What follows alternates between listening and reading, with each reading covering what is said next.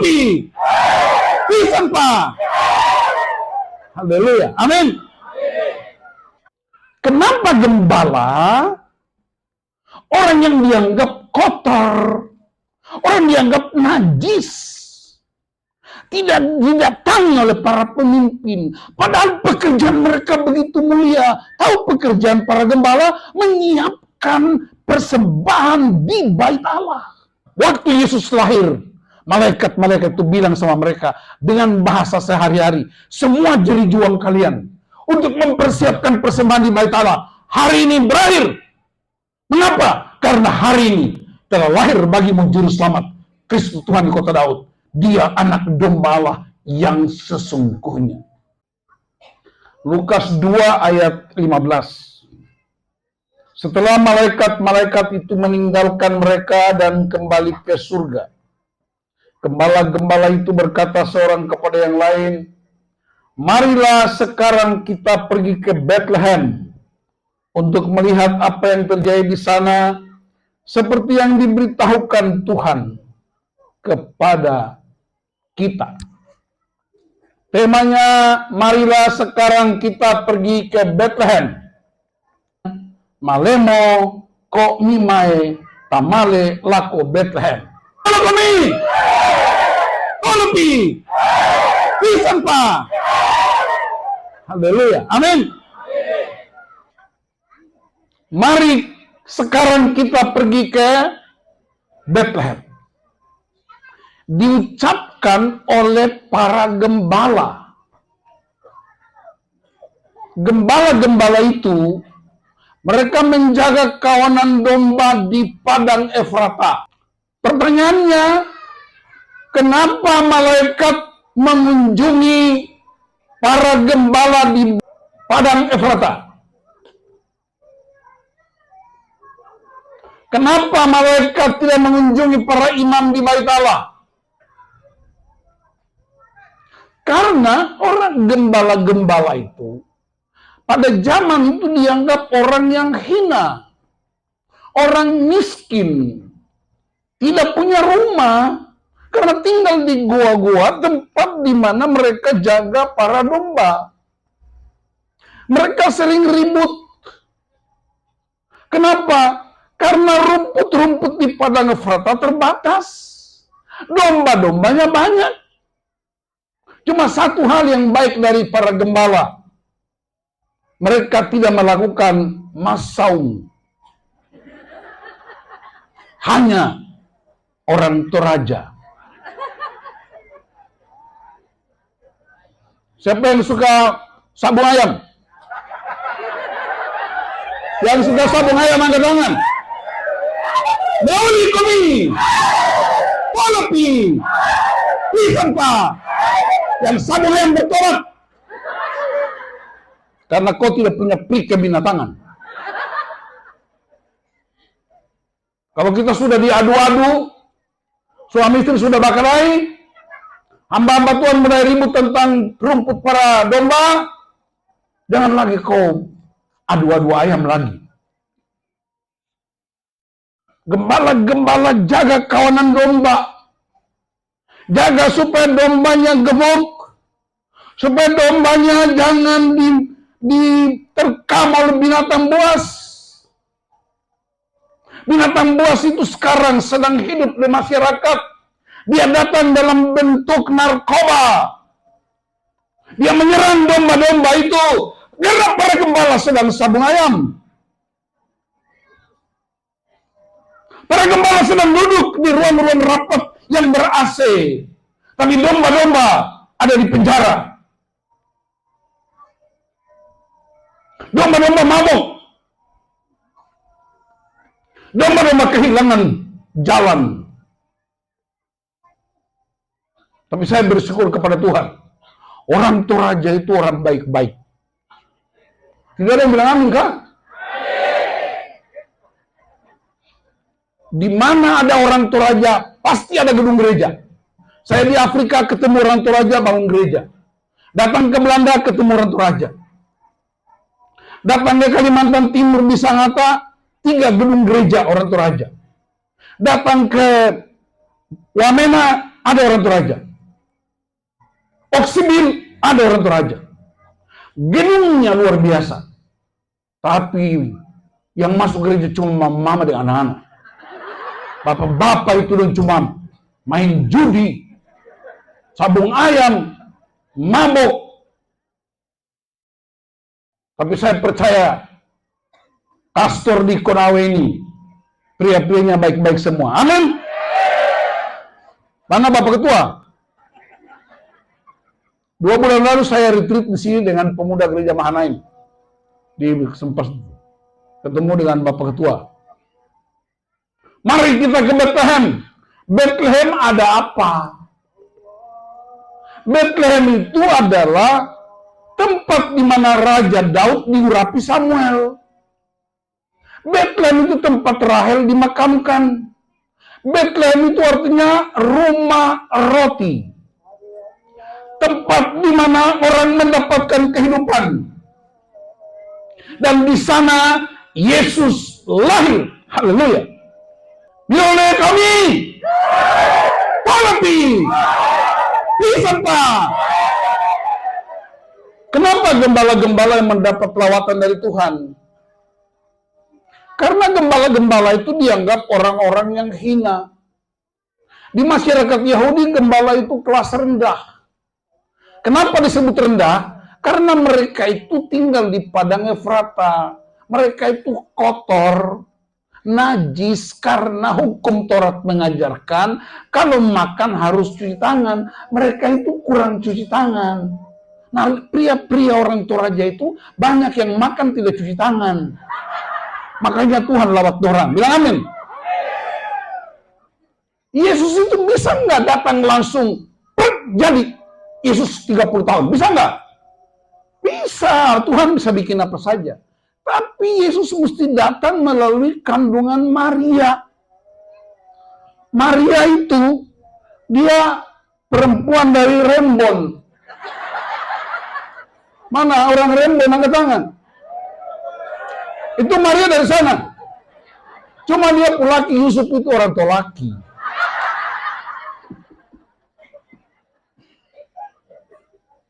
Tuhan pinjam kandungan Maria untuk melahirkan keselamatan bagi dunia. Amin. Berarti perempuan-perempuan itu luar biasa. Tuhan pakai dompung kandungan untuk selamatkan dunia. Makanya pria-pria jongkol sembaran dengan perempuan. Perempuan itu kalau marah, itu ayam-ayam juga mati semua.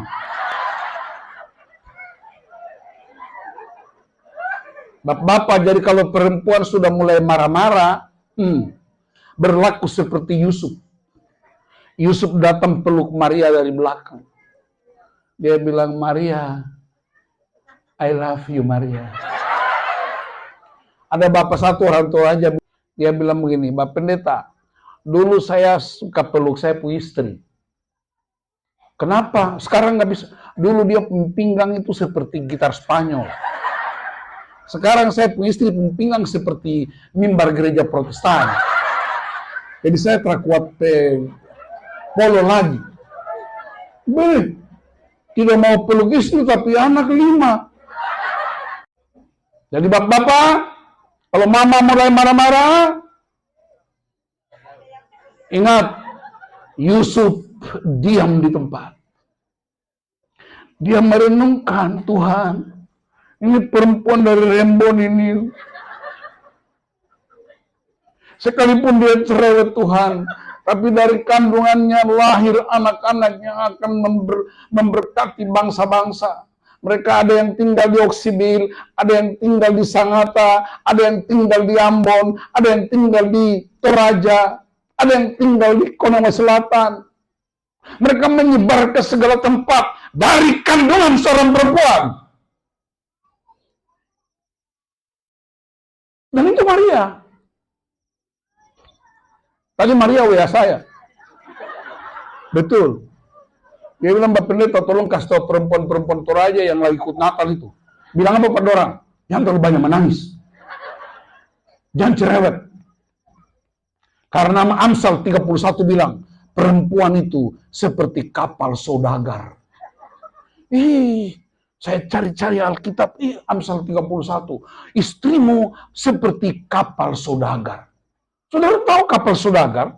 Kapal itu kalau merapat ke jembatan, satu kampung keluar baru mereka berteriak, kapal lo, kapal lo, karena kapal bawa makanan ke kota. Jadi perempuan itu dianggap seperti kapal saudagar pulang bawa makanan. Lihat saja kebaktian-kebaktian. Habis kebaktian yang bungkus siapa?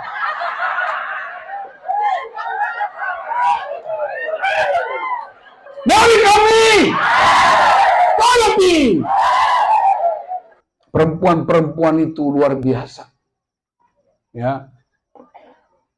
Dorang itu bekerja pagi sampai malam.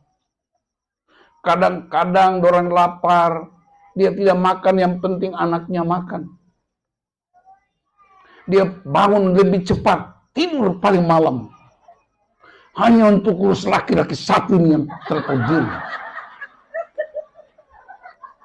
Tapi dia pun kerja cuma mabok, isap rokok, masaung. Tidak pernah ke gereja.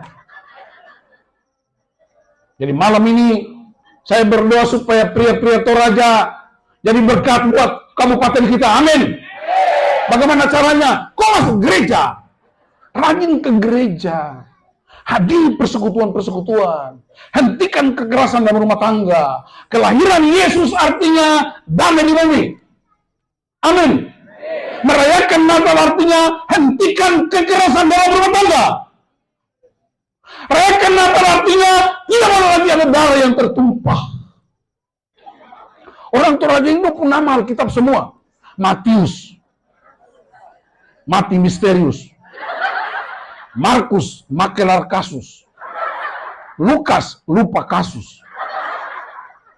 Orang Toraja itu nama Matius, Markus, Lukas, Yohanes, Paulus. Dia pun nama Alkitab, tapi kelakuan alkohol.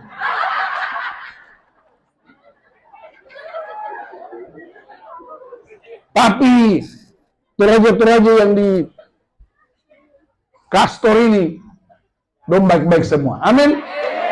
Coba tepuk pria di sebelahmu, bilang begini, kau laki-laki baik. Kasih sama. Amin. Amin yang di luar sana. Jaga dong di luar itu ya. Dong tuh dulu dekat konsumsi itu.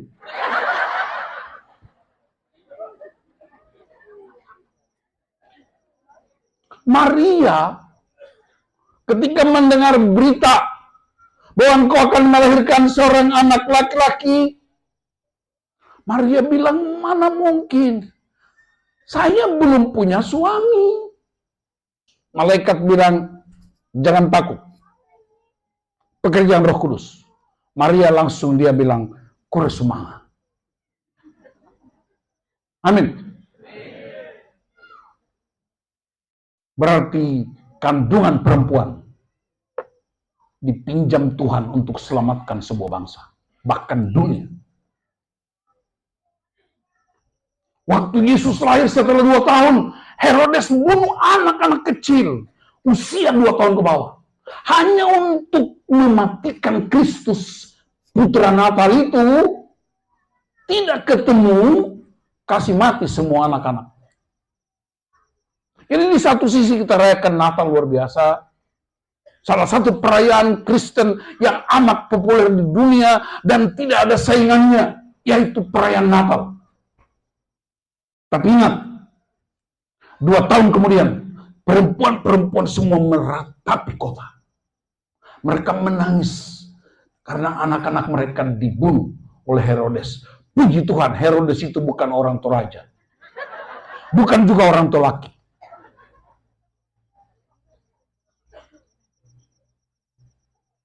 Berarti apa? Merayakan Natal berarti tidak ada lagi air mata yang keluar. Tidak ada lagi kesedihan. Tidak ada lagi kekerasan. Merayakan Natal berarti kita memberi diri untuk dipakai Tuhan menyelamatkan sebuah negeri.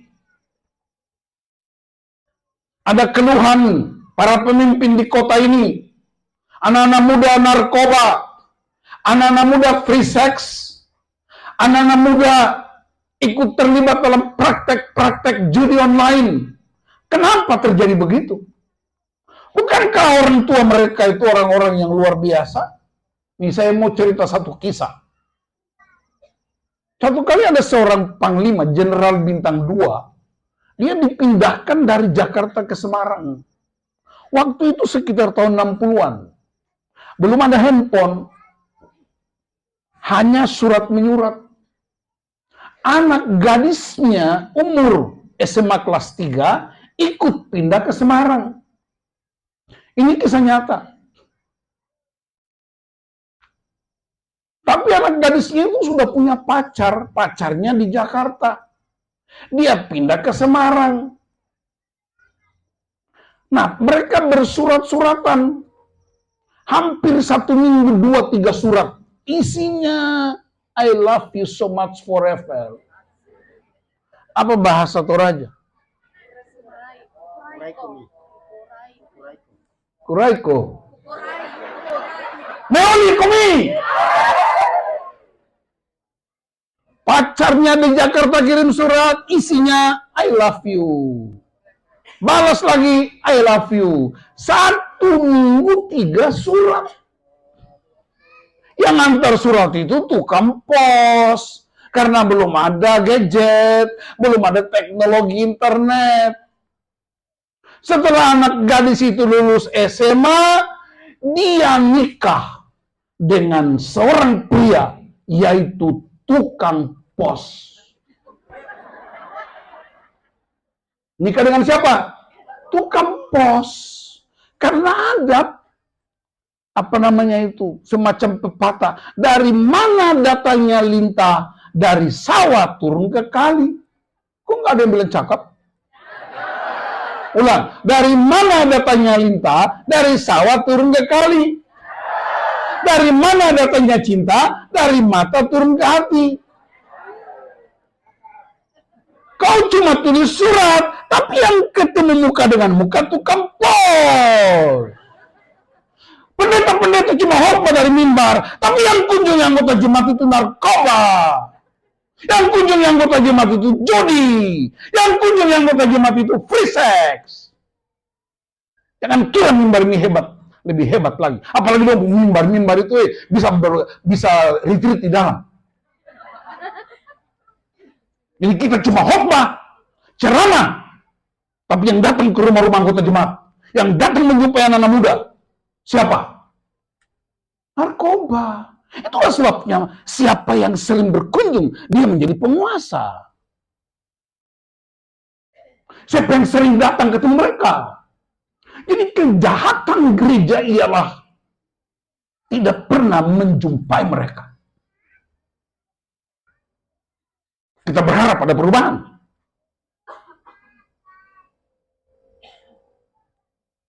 Datangi mereka. Dr. Agustinus, Bapak Gereja bilang, kasih itu punya tangan. Tangan yang diulurkan untuk menolong mereka. Kasih itu punya kaki yang berjalan menghampiri mereka. Kasih itu punya mata yang melihat mereka. Kasih itu punya telinga yang mendengar keluhan mereka. Kasih itu punya hati yang ikut menanggung beban-beban mereka. Ini penting buat gereja modern.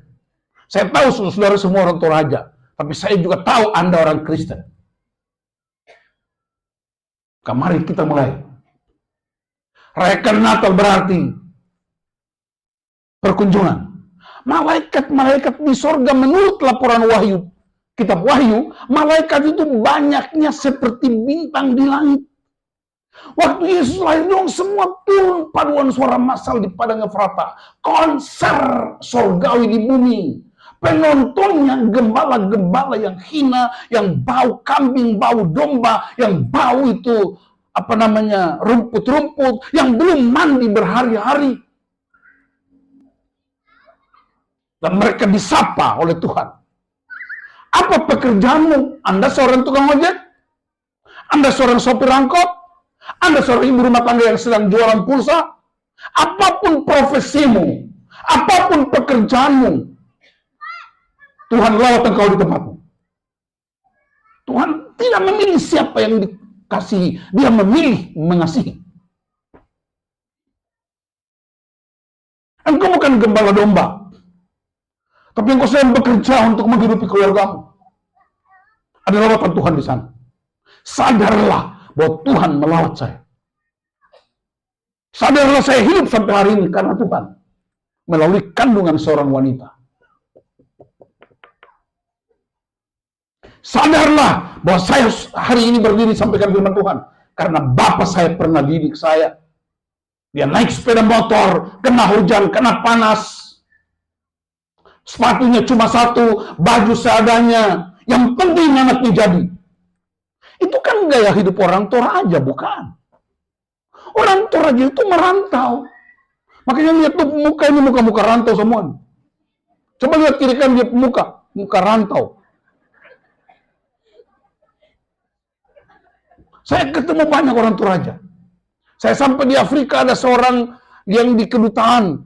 Wih, dia tahu saya pendeta, dia datang Pak Pendeta, kapan pulang? Oh, saya belum pulang, saya langsung berangkat ke Eropa.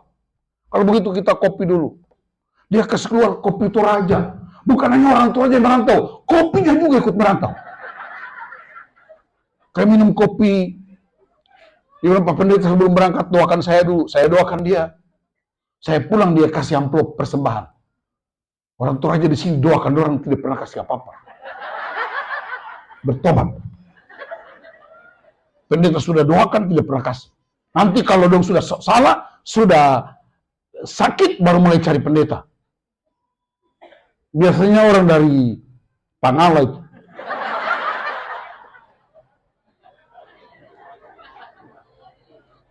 Habis itu saya berangkat. Dia antar. Dia bilang sama panitia, biar nanti saya ngantar Pak Pendeta ke bandara. Oh, dia antar saya. Sampai di Belanda, masuk kedutaan Belanda. Ketemu lagi orang Toraja. Sambil tunggu duta besar mau datang, panggil itu pendeta dari Indonesia. Kami duduk ngobrol di ruangannya. Begitu duta besar datang, dia bilang, Pak Pendeta doakan saya dulu. Saya doakan dia. Habis itu dia kasih amplop lagi. Itu. Di Sanata, di Oksibil, di Wamena, di Kaimana. Pokoknya orang Toraja itu dong suka berdoa dan suka memberi. Itu di sana, di sini. Bungkus bawa pulang.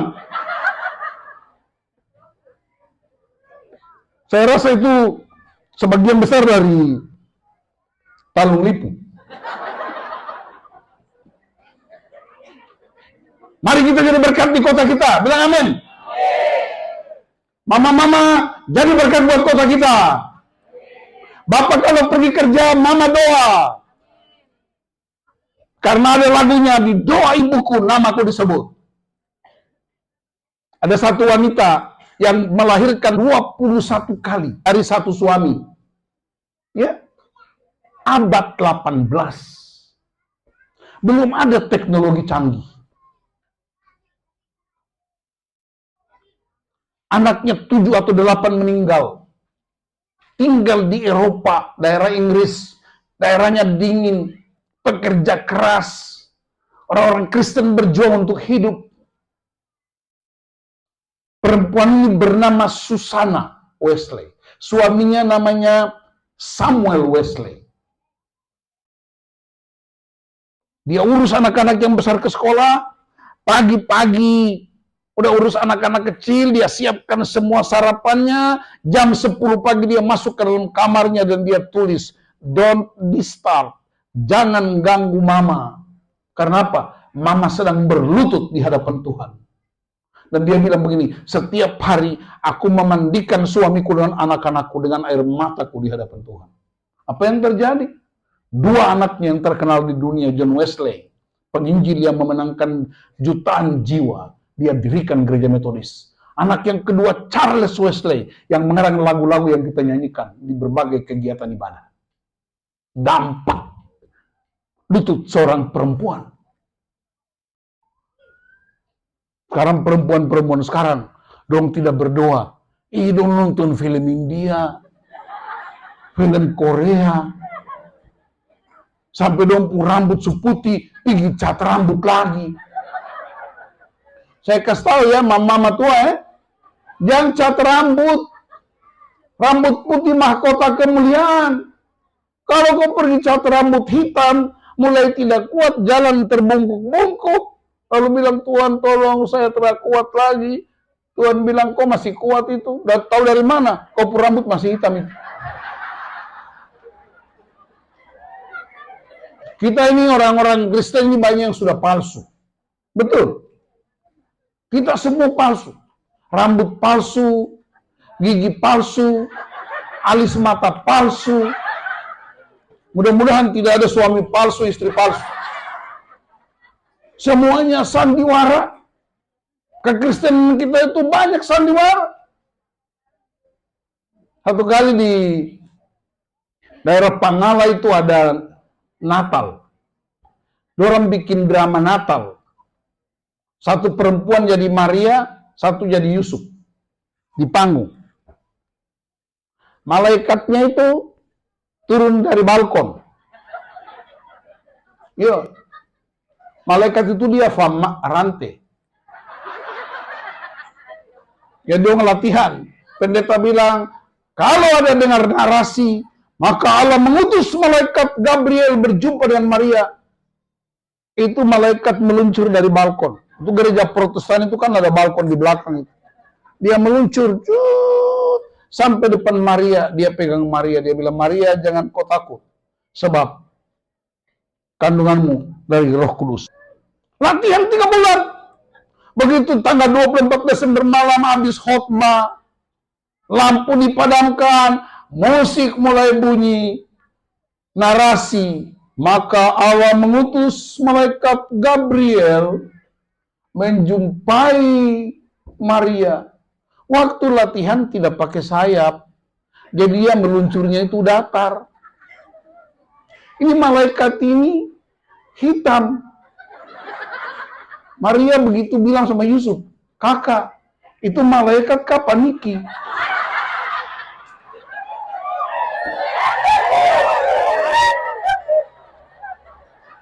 Malaikat waktu latihan tidak pakai sayap, jadi dia meluncur datar. Waktu main pakai sayap, sayap sebelah berat. Jadi waktu meluncur dia tak putar. Sambil dia nyanyi lagu Momere, putar ke kiri. Nah, putarlah ke. Dia tak putar. Sampai depan Maria, dia lupa ayatnya. Langsung dia pegang Maria, baru dia bilang begini, Maria, saya pusing. Jadi kekristenan kita ini kadang-kadang saya lagi berdoa di ruangan saya bilang memang kita ini lucu Sebodoh-bodohnya engkau, Tuhan tetap mati buat engkau. Selucu-lucunya engkau, dia tetap memilih Bethlehem, dia memilih Golgota. Kau mau apa lagi? Mau minta apa? Raja lahir di tempat hina. Hari ini kalau ada perempuan raja lahir di kandang hewan, apa kata dunia? Mana ada perempuan raja lahir di kandang hewan? Itu ketua Kastor itu langsung dipecat itu. Tidak bisa urus anggotanya. Masa lahir di kandang? Tapi Yesus pilih kandang. Kenapa? Dia mau solidar dengan engkau. Dia pilih Golgota, disalibkan, darah tertumpah, bukan hanya di Golgota, darah tertumpah mulai di Bethlehem. Anak-anak 2 tahun ke bawah mati semua. Coba bayangkan kalau anak-anak kita dibunuh begitu. Apakah heboh ini dunia ini? Tapi Yesus tetap tebus. Bapak-bapak kau pemalas masuk gereja, Tuhan tetap sayang kau. Tapi kau tidak masuk surga. Kau masuk ke Konawe Selatan saja. Mama suka tukang cerewet, suka kredit.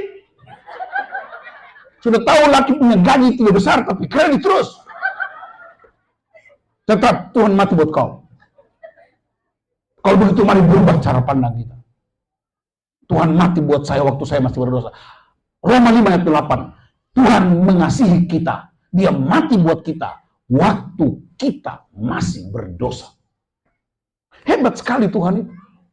Jadi beruntunglah saudara percaya sama Yesus. Jangan percaya itu nenek moyang di Toraja itu. Dong kalau upacara orang mati, Rambu Solo, potong tedong, bisa puluhan ekor. Kok cuma gengsi saja. Yesus mati di Golgota sana buat kau, tapi kau potong tedong saja. Anakmu tidak sekolah kok, potong tedong. Persembahan ke gereja cuma 2.000. Bikin proposal minta pejabat-pejabat, minta DPR, minta polisi, minta tentara. Kok uang itu cuma untuk bikin perut. Makanya kolesterol banyak. Bertobat kita. Tapi saya percaya orang-orang Toraja di Konsel orang baik-baik semua. Amin. Coba lihat wajah kiri kanan dia orang baik atau tidak? Mari komisi. Sampah. Kenapa gembala? Pertama mereka orang hina. Orang yang dianggap kotor. Orang dianggap najis. Tidak didatangi oleh para pemimpin. Padahal pekerjaan mereka begitu mulia. Tahu pekerjaan para gembala? Menyiapkan persembahan di bait Allah.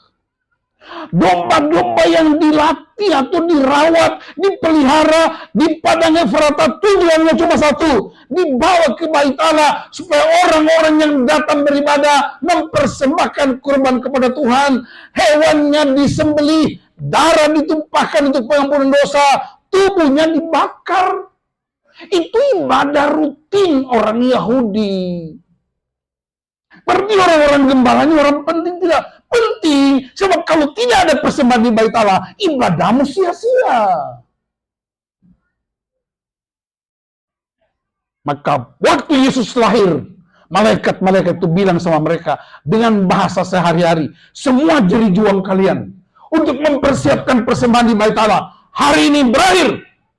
Mengapa? Karena hari ini telah lahir bagimu juru selamat, Kristus Tuhan di kota Daud. Dia anak domba Allah yang sesungguhnya. Langsung mereka bikin keputusan. Tadinya domba ribut. Karena ada orang Pangala di situ, orang Rembon di situ, orang Palung Lipu di situ. Mereka ribut karena kapling-kapling untuk domba-domba. Tapi ketika malaikat melawat, mereka semua bersatu. Mari sekarang kita pergi ke Bethlehem. Kehadiran Kristus menyatukan perbedaan kita. Bilang amin. Sekarang kita pergi. Dan mereka lari ke Bethlehem. Habis lihat anak itu, ayat berikutnya dia bilang mereka kembali bersukaria dan menceritakan peristiwa itu kepada semua orang. Berarti apa? Berjumpa dengan Kristus tidak cukup, tapi harus menyaksikan Kristus bagi orang lain. Dan gembala-gembala itu melakukannya. Anda bukan gembala domba, tapi anak-anakmu domba-domba yang Tuhan percayakan, bukan? Istri, suami, warga jemaat. Kunjungi mereka supaya mereka jangan kawin dengan tukang pos. Orang tanya saya banyak hamba-hamba Tuhan, undang saya kemana-mana, seminar Pak, bagaimana caranya kita menghentikan virus-virus ini, bagaimana caranya supaya kita, anak-anak kita nggak kena narkoba, bagaimana caranya supaya anak-anak kita nggak terikat dengan gadget, bagaimana caranya supaya anak-anak kita nggak terikat dengan pornografi, judi. Oh, sederhana sekali. Saya cerita itu bagaimana caranya anak gadis itu kawin dengan tukang pos. Kamu bilang cinta, kamu bilang sayang, kamu doakan di mimbar gereja, tetapi yang mengunjungi mereka setiap hari dari mata turun ke hati. Mari bapak-bapak, Anda bekerja itu luar biasa. Tapi sediakan waktu untuk menjumpai anak-anak. Kalau mereka di luar kota, minimal telepon mereka. WA mereka.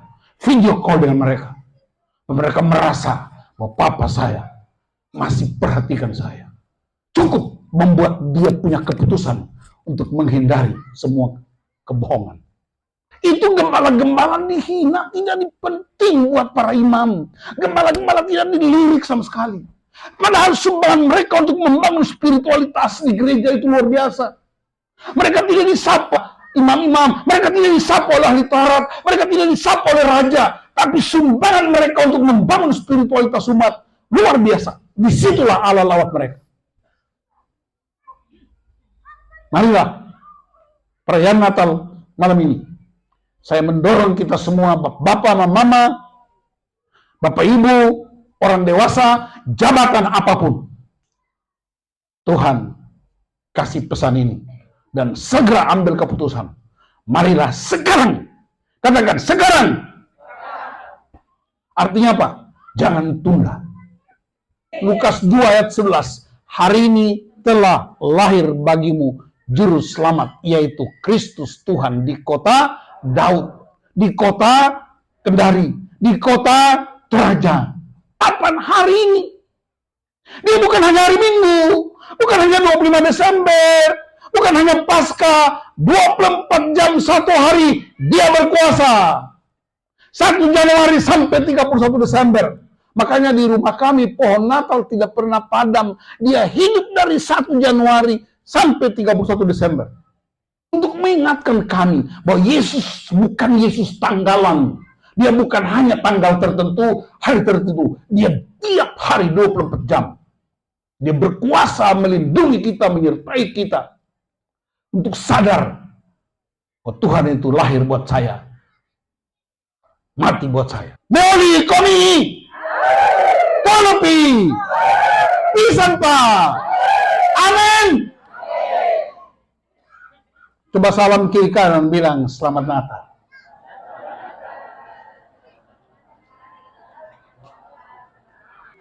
Nah, waktu Tuhan buat kita bersuka cita. Yesus lahir buat kita. Amin. Lahir dari kandungan seorang perempuan. Hari orang-orang Toraja di perantauan. Orang-orang yang luar biasa. Di mana ada orang Toraja, pasti gereja dibangun. Itu bukan cerita orang. Saya sudah lihat di banyak tempat dalam dan luar negeri. Mereka suka menolong, suka membantu. Itu cara orang berterima kasih kepada Tuhan. Dan saya berdoa supaya kita yang ada di tanah rantau ini juga menjadi terang, menjadi garam, menunjuk jalan yang benar buat orang lain. Amin. Termasuk orang-orang Tolaki. Orang-orang Tolaki juga orang luar biasa. Kalau itu yang kita praktekkan, malaikat-malaikat datang, kemuliaan bagi Allah di tempat yang maha tinggi, dan damai sejahtera di Kendari, damai sejahtera di Toraja, damai sejahtera di Indonesia. Karena ada orang-orang yang mungkin dianggap hina oleh dunia. Mereka tidak pernah dikunjungi oleh para pemimpin. Mereka dianggap rendah, tapi surga berterima kasih kepada mereka. Itu kebanggaan kita. Saya tidak perlu dikunjungi presiden. Saya tidak perlu dikunjungi bupati, gubernur, wali kota. Tidak usah. Tapi kalau saya dikunjungi oleh seorang hamba Tuhan, itu luar biasa. Saya dikunjungi oleh suami istri yang datang bilang, Pak Pendeta, doakan kami. Karena hubungan kami harus dipulihkan. Cukup. Itulah yang diucapkan malaikat kepada Maria. Jangan takut. Kandunganmu itu pekerjaan Tuhan. Pekerjaan Roh Kudus. Yusuf, ambil dia. Jaga dia. Pelihara dia. Tuhan pakai Yusuf sebagai penyangga utama untuk memelihara Maria dan anak itu. Kalau itu yang kita praktekkan, wow. Kastor Konsel ini, orang Ambon bilang, sing ada lawan. Amin. Selamat merayakan Natal, selamat tahun baru. Alo Natal Kure Sumaha. Amin.